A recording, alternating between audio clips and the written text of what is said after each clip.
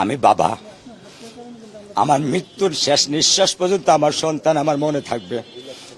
বাংলাদেশ সরকার বিচার করে যে দৃষ্টান্ত স্থাপন করেছেন, পরবর্তী আরো 50 বছরের জন্য একটা দৃষ্টান্ত হয়ে থাকবে।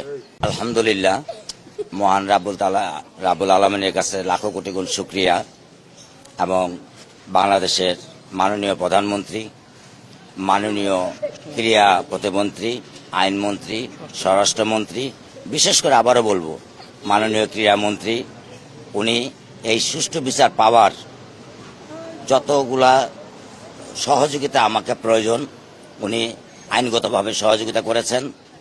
তারপরে ধন্যবাদ জানাবো মাননীয় বিচারপতি, ধন্যবাদ জানাবো স্বরাষ্ট্র মন্ত্রণালয়, পুলিশ প্রশাসন, পিবিআই, সিআইডি এবং অন্যান্য ডিবি, সাংবাদিক মিডিয়া এবং বাংলাদেশের জনগণ, যারা সাধারণ জনগণ আমার পাশে, আমার সাথে থেকে আমাকে সাহস এবং মনোবল জুগিয়েছেন, তাদের প্রত্যেকের কাছে আমি কৃতজ্ঞতা প্রকাশ করছি। আমি বাবা, আমার মৃত্যুর শেষ নিঃশ্বাস পর্যন্ত আমার সন্তান আমার মনে থাকবে। আর যে সন্তান আমি হারিয়েছি তা তো আর ফিরে পাবো না, কিন্তু বাংলাদেশ সরকার বিচার করে যে দৃষ্টান্ত স্থাপন করেছেন, সেই দৃষ্টান্ত আমার কাছে মনে হয় পরবর্তী আরো 50 বছরের জন্য একটা দৃষ্টান্ত হয়ে থাকবে।